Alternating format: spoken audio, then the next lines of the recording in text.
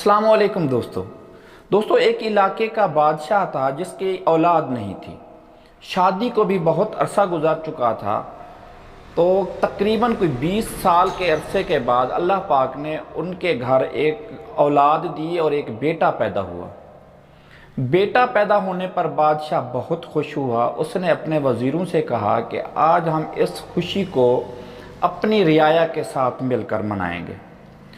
تو گویا اس نے بادشاہی محل سے نکل کر رعایا میں جانے کا فیصلہ کیا، تو بہت زیادہ فوجی اور ان کے وزیر مشیر سب ان کے ساتھ ہو لیے۔ تو بادشاہ اپنے ساتھ بہت سارے سونے کے سکے بھی لے گیا۔ وہ جب علاقے میں پہنچا، اپنی رعایا کے پاس پہنچا، تو ان رعایا میں مل گھل گیا اور ان سے باتیں کرتے کرتے سب کے ساتھ ایک ایک سکہ بھی تقسیم کرنے لگ گیا۔ جس آدمی سے بھی ملتا اس سے اس کی خیریت دریافت کرتا اور اس کے بعد ایک سونے کا سکہ اسے عنایت کرتا۔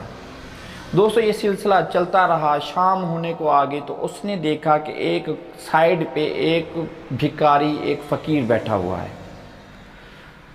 تو اس نے اپنے ایک سپاہی کو بھیجا کہ اس کو بلا کے لے آؤ۔ تو وہ سپاہی اس بھکاری کو بادشاہ سلامت کے پاس لے آئے، اور تو بادشاہ نے اس سے اس کی خیریت دریافت کی اور اس کے ساتھ باتیں کرنے کے بعد اس کو بھی ایک سونے کا سکہ دے دیا۔ وہ سکہ لے کر خوشی خوشی اچھلتا ہوا اپنی جگہ، اپنی جھونپڑی کے پاس پہنچا۔ اس کی جھونپڑی ایک ندی کے کنارے کے اوپر تھی۔ جب وہ خوشی میں اس سکے کو اچھال رہا تھا تو اچانک وہ سکہ اس کا ندی میں گر گیا۔ تو وہ بہت پریشان ہوا اور اس نے ندی میں اس کو ڈھونڈنے کی کوشش شروع کر دی۔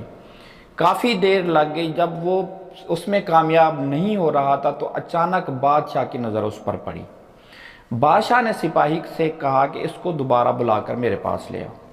بادشاہ نے دریافت کیا کہ تم ندی میں کیا ڈھونڈ رہے ہو؟ تو اس بھکاری نے کہا کہ میرا جو سکہ تھا وہ اس ندی میں گر گیا ہے۔ تو بادشاہ نے کہا کہ چلو کوئی بات نہیں، میں تمہیں دوسرا سکہ دے دیتا ہوں۔ وہ بادشاہ سے دوسرا سکہ تو لے کر چلا گیا، لیکن تھوڑی دیر بعد جب دوبارہ بادشاہ نے اس کی طرف دیکھا تو پھر دوبارہ اسی سکے کو ندی میں ڈھونڈ رہا تھا۔ تو بادشاہ نے پھر اس کو بلوایا اور اس سے کہا کہ چلو تم اس سکے کو نہ ڈھونڈو، یہ لو میں تمہیں ایک اور سکہ دے دیتا ہوں۔ اب اس کے پاس مل جل کے تو 3 سکے ہو گئے۔ باقی رعایا کو تو ایک ایک سکہ مل رہا تھا، لیکن پھر بھی وہ جب پہنچا اس کی جیب میں 2 سکے تھے، تو وہ تیسرے سکے کو پھر ڈھونڈنے لگ گیا۔ تو اس سے ہمیں یہ اندازہ ہوتا ہے کہ ہماری بھی اس بھکاری کی طرح کی فطرت بن گئی ہے۔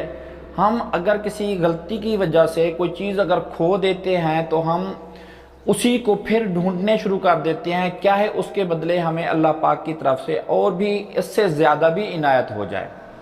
تو ہمیں اپنی خوشی کو اس کے ساتھ منسلک کرنا چاہیے جو ہمارے پاس موجود ہے۔ جو ہمارے پاس نہیں ہے وہ ہماری غلطی کی وجہ سے کہیں ضائع ہو گیا ہے، گم ہو گیا ہے، تو ہمیں اس کی فکر نہیں کرنی چاہیے، کیونکہ اللہ پاک نے ہمیں اور بھی تو دے دیا ہے۔ اسی طرح ہم دوسروں کی، خاص طور پر رشتہ داروں کی باتوں کو بھی اسی طرح یاد کرتے ہیں۔